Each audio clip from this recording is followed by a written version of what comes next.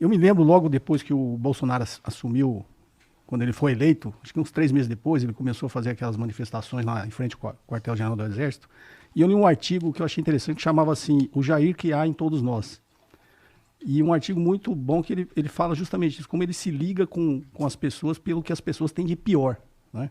Quando a gente está falando dos afetos, tudo que a gente tem no sentido dos afetos de pior, de raiva, de ódio, de medo. E como é que isso está... Um artigo diz que, e a filosofia também diz que todos nós temos um lobo mau e um lobo bom aqui, sempre uma guerra interna que a gente tem, e a gente tem que, obviamente, sempre alimentar o lobo bom. E o fascismo, na verdade, ele, pelo que eu entendi, que se estuda, ele sempre tenta se alimentar desses medos, né? E a forma de se alimentar disso é justamente de sensibilizar as pessoas. Tá? Então, aquilo que você falou, se você olhar para sua família, para o seu grupo de amigos, sempre você vai ver um fascista ali, se você olhar direito, né? Porque é justamente aquela pessoa que conseguiu ser capturada justamente pelo que ela tem de pior, que a gente nem imaginava, né? Como um familiar próximo, um amigo, tá nesses grupos aí disseminando o ódio da forma que dissemina. E como é que a esquerda consegue se comunicar com essa massa da sociedade, mas tentando despertar o que a gente tem de bom? Sim, então, veja, eu primeiro diria assim, é verdade, o fascismo é uma resposta ruim para um problema real. Sim. E acho que esse é o primeiro ponto.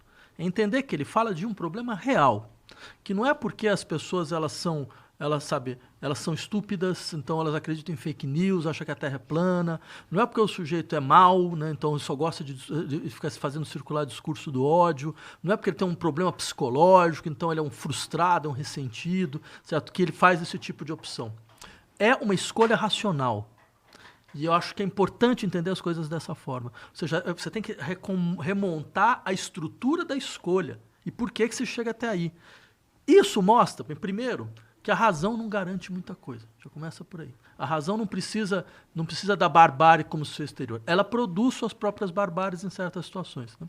Em filosofia tem um belíssimo livro escrito por 2 filósofos alemães, a Theodor Adorno e Max Horkheimer, que chamava Dialética do Esclarecimento.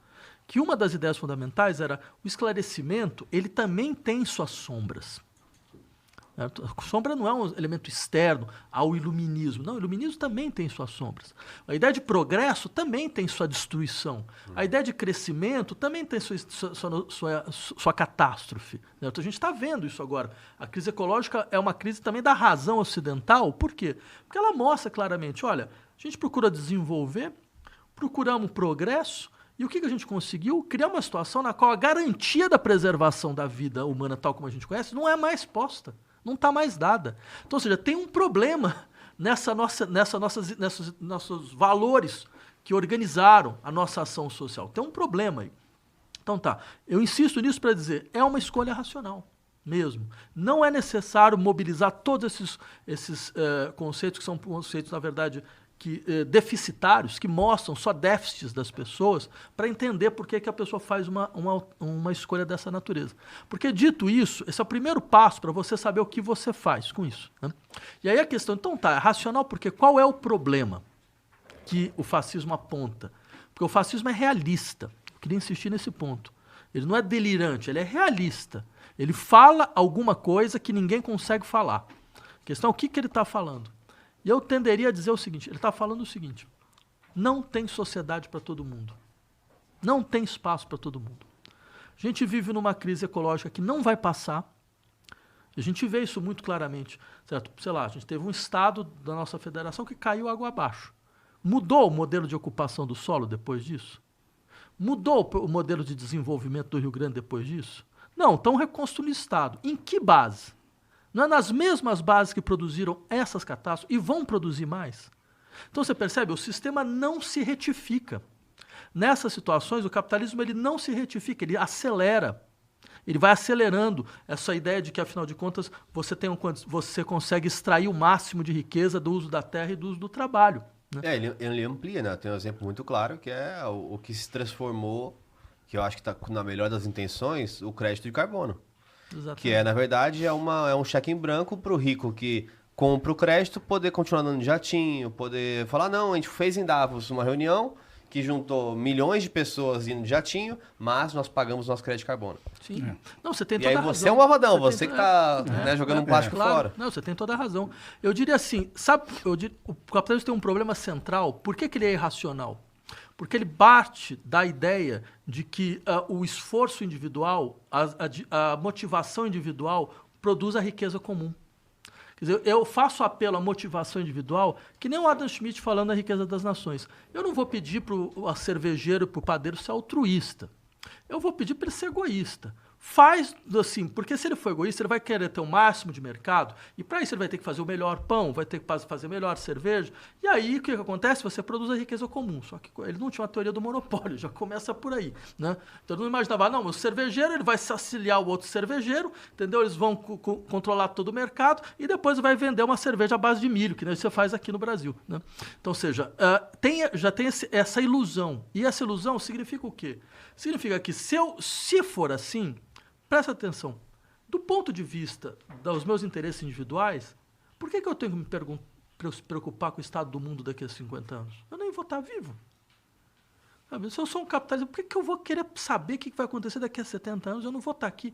Ah, mas meus filhos, nem meus filhos. Imagina, os meus filhos, quem disse que eu amo meus filhos? Quer dizer, se eu contar com o amor do capitalismo pelos seus filhos para poder salvar o planeta, a gente está perdido, né? Então, eu diria, há uma irracionalidade do sistema, porque nessas situações de crise, quem tem capital tende a aproveitar a situação de crise. A gente viu isso na pandemia, né? Você entra um sistema a economia para, o que aconteceu? Pega o que aconteceu no mercado imobiliário. Bem, todos os pequenos comércios foram comprados por grandes construtoras, né? E a gente viu uma explosão imobiliária no país. Mas o que aconteceu? Você aprofundou o processo de concentração.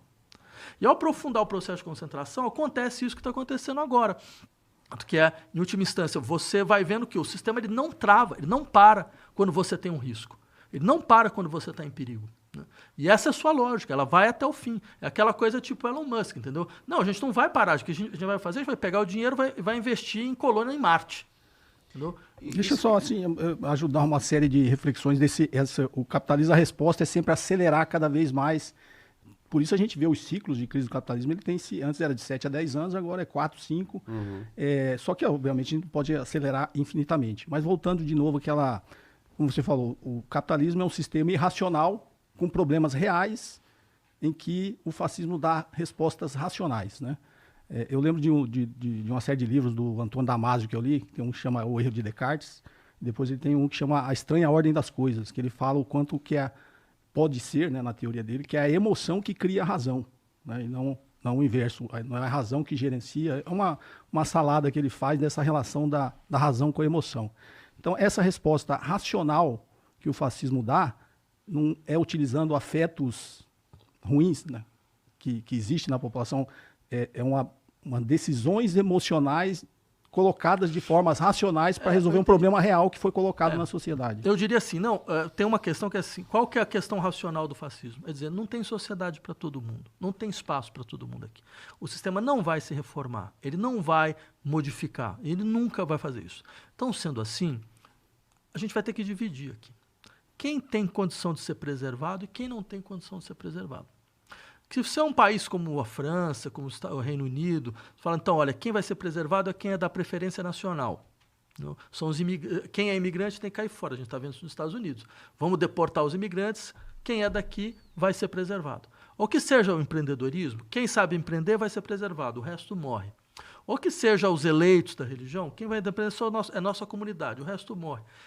Morre assim, morre não só fisicamente, morre simbolicamente, morre economicamente, morre socialmente. Direitos. Exatamente, perde completamente a capacidade de você preservar a sua vida de uma maneira minimamente suportável, né?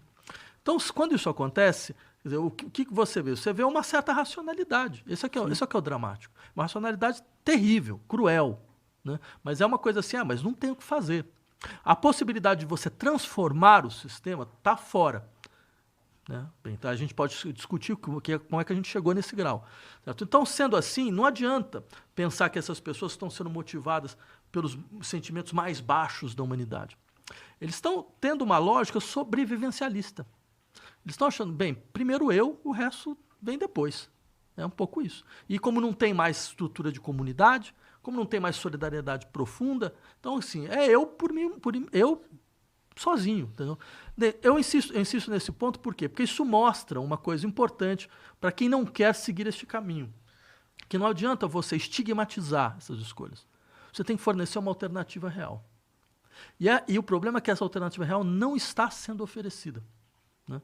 As pessoas costumam falar, mas a esquerda tem problema de se comunicar, né? Ela não sabe se comunicar. Eu tendo a ver a coisa de outra forma. Se fosse só um problema de comunicação, estava tudo tranquilo. Você contratava uns 3, 4 profissionais de marketing, o pessoal que faz podcast, tal, você mudava o penteado de cabelo, trocava as roupas, botava eles para aprender umas bandas mais recentes, podia fazer uma coisa mais simpática e resolvia. Mas não é isso, não é isso. O problema é muito mais grave. É assim, as pessoas não veem só o que você fala. Elas veem o que você faz. Elas não estão só interessadas no que você fala. Estão interessadas no que você faz. Você tem poder, não tem? Você não ganhou presidência? Você não governa os governos? Você não governa os prefeitos? E aí, o que você mostrou, cara? Você conseguiu resolver os problemas que você disse que ia resolver? Não, mas tinha muita relação de força desfavorável. Peraí, você vai vir com esse discurso sempre, assim, de que, afinal de contas, a correlação de forças não facilita? Então sai. Então, você vai ficar vendendo a todo momento, olha, esse aqui é o que eu prometo, isso aqui é o que eu faço? Não tem condição. É